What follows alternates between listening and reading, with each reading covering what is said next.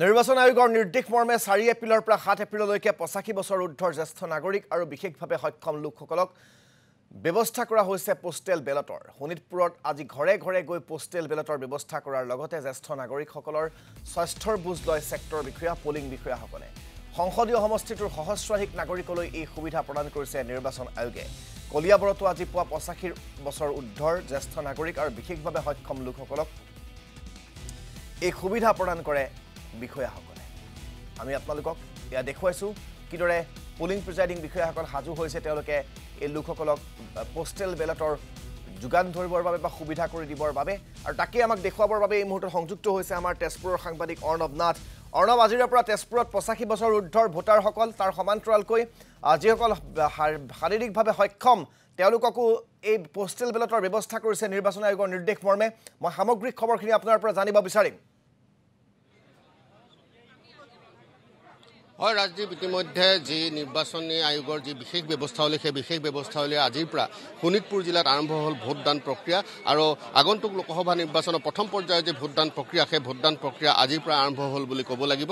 যদিও আনুষ্ঠানিকভাৱে 19 এপ্ৰিলত ভোটদান প্ৰক্ৰিয়া আৰম্ভ হ'ব সৰ্বসাধাৰণৰ বাবে, কিন্তু আজিৰ পৰা 25 বছৰৰ ঊৰ্ধ্বৰ আৰু বিশেষভাৱে শাৰীৰিকভাৱে সক্ষম লোকসকলৰ বাবে ইতিমধ্যে সেই ভোটদান প্ৰক্ৰিয়া আজিৰ পৰা ঘৰে ঘৰে গৈ পোলিং প্ৰিজাইডিং বিষয়াসকলে গ্ৰহণ কৰিব বেলটৰ জৰিয়তে। আৰু নিশ্চিতভাৱে এটা কথা ক'ব লাগিব, প্ৰায় 2400 ভোটাৰে শোণিতপুৰ জিলাৰ 5টা বিধানসভা সমষ্টিৰ 2400 প্ৰায় ভোটাৰ আৰু 2400 ভোটাৰৰ বাবে নিয়োজিত কৰা হৈছে 600 গৰাকীকৈ পোলিং প্ৰিজাইডিং আৰু অন্যান্য বিষয়া কৰ্মচাৰীসকল। আৰু ইতিমধ্যে দৰং কলেজৰ যি ষ্ট্ৰং ৰুম আছে, দৰং কলেজৰ ষ্ট্ৰং ৰুমৰ পৰা ইতিমধ্যে পোলিং প্ৰিজাইডিং বিষয়াসকল ৰাওনা হৈছে। গতিকে এনে পৰিপ্ৰেক্ষিতত যিহেতু অতি নিয়াৰিকৈ নিৰ্বাচনী আয়োগে এইবাৰ বিশেষভাৱে সক্ষম আৰু 85 বছৰ ঊৰ্ধ্বৰ ব্যক্তিসকলৰ বাবে তেওঁলোকে ভোটদানৰ বিশেষ ব্যৱস্থাৱলী গ্ৰহণ কৰিছে। আৰু এই মুহূৰ্তত আমি যিগৰাকী বিষয়া আছে এই সমগ্ৰ প্ৰক্ৰিয়াটো নিয়োজিত হৈ আছে তেখেতৰ পৰা আমি জানিব বিচাৰিম যে গোটেই বিষয়টো অতি নিখুঁতভাৱে এইবাৰ প্ৰশাসনে আয়োজন কৰিছে শোণিতপুৰ জিলাৰ 5টা সমষ্টিৰ বাবে বিশেষভাৱে সক্ষম আৰু 85 বছৰ ঊৰ্ধ্বৰ ব্যক্তিৰ ভোটদানৰ বাবে। ইতিমধ্যে কিমান বিষয়া ইয়াৰ পৰা গৈছে? আমাৰ এতিয়া 550 বিষয়া যাব, বিষয়া আৰু ছিকিউৰিটি পাৰ্চনেল ইনক্লুচিভ তেখেতসকল যাব। আমাৰ এটা টিম 92টা টিম হৈছে।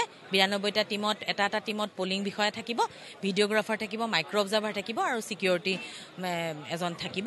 আমাৰ এটা টিম গঠন হৈছে। তেনেকুৱা আমাৰ শোণিতপুৰ জিলাত আজি 2400 ভোট আমাৰ দুদিনীয়া কাৰ্যসূচী লৈছোঁ 7 আৰু 8। 7 আৰু 8তে শোণিতপুৰ জিলাত 5টা LACত আমাৰ এই টিমসকল যাব, গৈ পেলাই ঘৰে ঘৰে ভোটটো ল'ব। আনুষ্ঠানিকভাৱে আজিৰ পৰা ভোটদান আৰম্ভ হৈ গৈছে। আমাৰ তথাপিও আমাৰ পোলিং যিসকল বিষয়াসকল পোলিং ব্যৱস্থাটোত আছে, যিসকলে 18 তাৰিখে আমাৰ যোনটো ভোট হ'ব তাতে যদি ভোট দিব তেওঁলোকে নোৱাৰে, সেইকাৰণে তেওঁলোকৰ বাবেও পোলিং অফিচাৰৰ বাবেও আমাৰ ফেচিলিটেশ্যন চেণ্টাৰ খোলা হৈছে। এটা হ'ল আমাৰ ডিষ্ট্ৰিক্ট কমিশ্যনাৰ অফিচতে হ'ব আৰু এটা আমাৰ য'ত ট্ৰেইনিং হ'ব তাতেও আছে। সেই তাতে গৈ তেখেতসকলে ভোট দিব পাৰিব। ধন্যবাদ জনাইছোঁ। এয়া আছিল নিৰ্বাচনী বিষয়াগৰাকী। আৰু ইতিমধ্যে আমি কৈছোঁ যে প্ৰত্যেকগৰাকী পোলিং প্ৰিজাইডিং বিষয়া ইয়াৰ পৰা ৰাওনা হৈছে।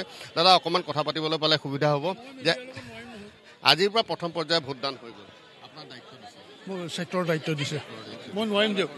গতিকে কেনে লাগিছে? क्या सर, बहुत अच्छा लगा। और 9 LAC में हमारा जो वोटिंग है और यहाँ पे हम लोकरा में वोटिंग करेंगे। देखते हैं, अब लेके जा रहे हैं। पहली बार है क्या असम? हाँ, मेरा पहली बार है। मैं हरियाणा से हूँ और KV लोकरा से हूँ, असम में वोट।